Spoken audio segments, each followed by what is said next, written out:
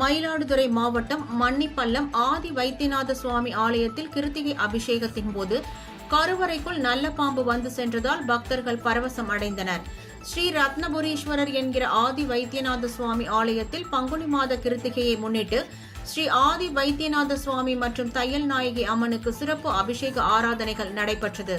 தொடர்ந்து வசந்த மண்டபத்தில் எழுந்தருளிய முத்துக்குமார சுவாமிக்கு 16 வகை பொருட்களால் அபிஷேகம் செய்யப்பட்டு மகா தீபாராதனை நடைபெற்றது. சிறப்பு அலங்காரத்தில் முருகப்பெருமான் பக்தர்களுக்கு காட்சி அளித்தார்.